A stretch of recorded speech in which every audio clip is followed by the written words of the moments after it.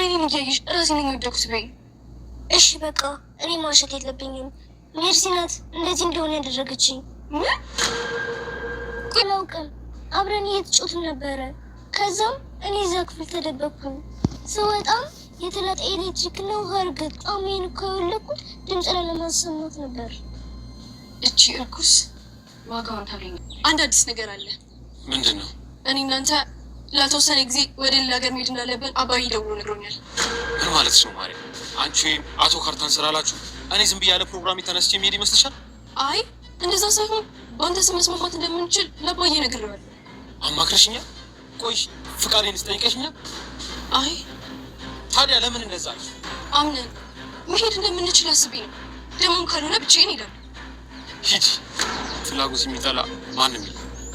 ስለዚህ ማርያም አቶ ካርታን ታስፈልጊዋለሽ። ሂጂ እና ግዢ። በይ እንደዛ ከሆነ እኔና አንቺ ጨዋታ ደግሞ። አይ እኔ ቅድም ስለተጫወትኩኝ አሁን ደክሞኛል። ከፈለሽ ከነ ወይዘሮ ሴማ ጋር ተጫወቱ። የሚጫወት ነገር ጫወትብሽ። ስሚ በዚህ ጉዳይ መቼም ቢሆን አልተውሽም። ቀን ጠብቂ፣ የእጅሽን ሰጥሻለሁ። ፈጠሩ ታውቀኛል ውዴ። ቀድመን መተንበይም ሆነ ማሰብ ያለብን መልካሙ ነገር ነው። እየሆነ እኮ ያለው ያ አይደለም። እንዴት መልካሙ ነገር ላስብ ይችላል? አምነን ከክፍል ፈልጌ ነው ያጣው።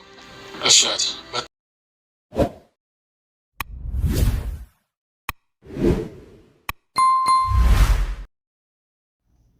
የሜርሲ ተንኮል በድጋሚ እንደቀጠለ ይገኛል ማለት ነው። ከዳኑ እናት ጋር ስትጣላ እንግዲህ የተላጠ መብራት መንገድ ላይ ዘርግታ እንግዲህ ውሃ ደፍታበት ዳኑ ልትጫወት ስትሮጥ ዳኑ መብራት ይዟት ወርቃ ነበረ። ዳኑም እንግዲህ ራሷን ስስ ቀጥታ አቶ አምናን ነበር ያያትና አቶ አምናን በአስቸኳይ ወደ ሆስፒታል ይዟት ሄዶ ነበረ። ነገሮችም ከባድ ነበሩ ለጊዜውና ነገር ግን ሜርሲ እንደዚህ እንዳደረገች ወይዘሮ ሴማና እና ዛህራ የራሳቸውን ግምት እያስቀመጡ ነበረ። ከሷ ውጪ ይህን የሚያደርግ ነገር የለም እዚህ ግቢ ውስጥ እቺ ልጅ በጤናማ እንደዚህ ያልሆነችም እያሉ የራሳቸውን ግምት እያስቀመጡ ነበር ወይዘሮ ዜማና እና ዛህራም አዎ እርግጥ ነው እዚህ ግቢ ውስጥ ተንኮለኛ የሚያደርግ ሰው እሷ ብቻ ናት፣ አታደርግም ማለት አይቻልም፣ ልታደርገው ትችላለች እመቤቴ እያለቻት ነበረ። ዳኑ እንግዲህ ያለው ሚስጥር ለብሌን ነግራታለች ማለት ነው። ብሌን ግን በራሴ መንገድ እሰራልሻለሁ ሜርሲ እያለች ትገኛለች ማለት ነው። ብሌን እንግዲህ ሜርሲን አጣብቂኝ ውስጥ አስገባታለሁ ብላ እራሷ ችግር ውስጥ እንዳትገባ እንገኛለን። ሰላም ጤና ይስጥልኝ ውድና የተከበራችሁ የቻናሌ ቤተሰቦች ሁላችሁም ሰላም ብያለሁ። በያላችሁበት ዓለም ዳርቻ ሰላማችሁ ብዘት ተረፍረፍ ይበልልኝ። ለቻናሉ አዲስ ሆናችሁ ሰብስክራይብ እያደረጋችሁ ነባሮች ደግሞ ላይክ እያደረጋችሁ ለምታበረታቱኝ ከልብ አመሰግናለሁ።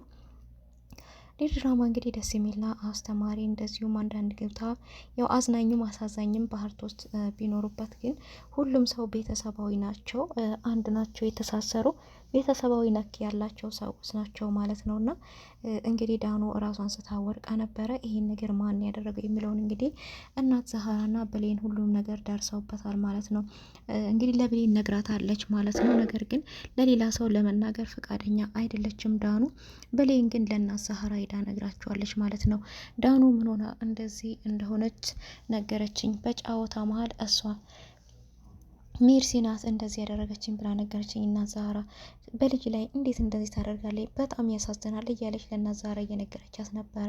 እናት ዛህራም አዎ ልጄ ጠርጥሬ ነበረ፣ ጥርጣሬ ልክ ነው ማለት ነው፣ ታደርገዋለች። ሜርሲ በጣም ከባድና ክፉ ራስ ወዳድ መጥፎ ሴት ናት። ምክንያቱም ከዚህም በፊት እኔ ብዙ ምስጢሮችን አውቃለሁ። ለወይዘሮ ሞርዚና ህመም ምክንያት የሆነችው እሷ ናት። ከዚህም በፊት የጄሪ ልጅም እንዲወርድ ምክንያት የሆነችው እሷ ናት። እሷ ብዙ ሴራ አላት። የምናውቀውን ሁሉ አናወራም ብለን ነው እንጂ ብናወራው ብዙ ሚስጥሮች አሉ እያለች ነበር። ብሌንም እንዴ እናት ዛህራ እንደዚህ ክፉ ሰው መሆን አለ ለምንድን ነው ቀድመሽ ያልነገርሽኝ? ሌላው ይቅርና እንድጠነቀቃት እንኳን ከእርሷ ራሴን እንድጠብቅ እንዲናት ብለሽ ለምንድን ያልነገርሽኝ ነበር ያለቻት። እሷም እንግዲህ እናት ዛህራም አይ ልጄ አንቺን በተለያዩ በራስሽ ነገር ተጠምደሽ ስለነበረ በዛ ላይ ደግሞ ሌላ ጭንቀት አልጨምርብሽም ብዬ ነው ነበር ያለቻት። እና እንግዲህ ይህ ሚስጢር በእናት ዛህራና በብሌን መሀል እየቀረ ነው ማለት ነው። እና ዛህራ እዛ ቤት ውስጥ እንግዲህ ወይዘሪት ሜርሲ የምታደርገውን እያንዳንዷን ስቴፕ ሁሉንም ነገር ተንኮሏን ጠንቅቀው ነው የሚያውቁት ማለት ነው። እና ነገር ግን ሜርሲሻ አሁን ከሁሉም ሰው ተገላለች። ከሁሉም ሰው ስለተገለለች ሁሉም ሰው ስላገለላት ማርያን ለማጥመድ እየሄደ ትገኛለች። ከዚህም በፊት ደግሞ ወይዘሮ ሴማ ማርያን ሜርሲ ከምትባል ሴትዮ ራቂ፣ ከእሷ ካራቀሽ ውርድ ከራሴ፣ እኔ ምልሽን መስማት አለብሽ። ሜርሲ ከምትባል ሴትዮ ጋር ምንም አይነት ጓደኝነት አያስፈልግሽም ብላታለች ማለት ነው። እሷም እሺ ብላ ተቀብላለች። በድጋሚ ግን አሁን ሜርሲ ሰው ስላጣች ሁሉም ሰው ፊቱን ስላዞረባት ወደ ማርያ ዞራለች ማለት ነው። ማርያም አማካሪ ያታለች። ብሌንም እንዴት አድርጌ ነው ከዚህ ቤት ማባረር የምችለው፣ አምናንን እንዴት አድርጌ ነው የራሴ ማድረግ የምችለው የምትለው ነገር ግራ ስላጋባት እንግዲህ ማናውን በድጋሚ ጓደኛዋ አርግታታለች ማለት ነው ሜርሲም እንግዲህ እቺን ልጅ መጠቀም አለብኝ፣ ካልተጠቀምኳት ሌላ ምንም አማራጭ አይኖረኝም እያለች ትገኛለች። ብሌንም እንግዲህ ሜርሲን በር ላይ ስታገኛት እሺ ወይዘሪት ሜርሲ ይሄ የሰራሹ ስራ ጥሩ ነው ብለሽ ታስቢያለሽ ነበር ያለቻት። እሷም ምንድን ነው ብትላት እንግዲህ ምንድን ነው አትበይ፣ ያደረግሽውን ነገር ሁሉ አንቺ ታውቂያለሽ። ስለዚህ እንዳላወቀ ሰው ሆነሽ ማስመሰል አስፈላጊ አይደለም። ምን ብታደርግሽ ነው ዳኑ አንድ ፍሬ ልጅ እንደዚህ ልታደርጊያት የቻልሽው ነበር ያለቻት። እሷም በጨዋታ መሀል ነው ምሰማሽ ደግሞ ምን አሉሽ ነበር ያለቻት። እና ብሌንም ምንም አልሰማው ምንም አላሉኝም፣ እኔ ራሴ በአይኔ አይቼሻለሁ፣ ምንም የሰው አሉባልታ አስፈልገው ነበር ያለቻት። አይ ምንም አላየሽም፣ ምንም እንዳላየሽ እርግጠኛ ነኝ ነበር ያለቻት። እሺ እኔ እንዳላየው እርግጠኛ ካለሽ ዳኑ ነግራኛለች አንቺ እንደዚህ እንዳደረግሻት። ምን ብታደርግሽ ነው እንደዚህ የምታደርጊያት በአንድ ፍሬ ልጅ ላይ? አንቺ እኮ ትልቅ አሮጊት ነሽ ነበር ያለቻትና እቺ ልጅ ደግሞ ጠመደችኝ፣ በቃ ያዘችኝ ማለት ነው።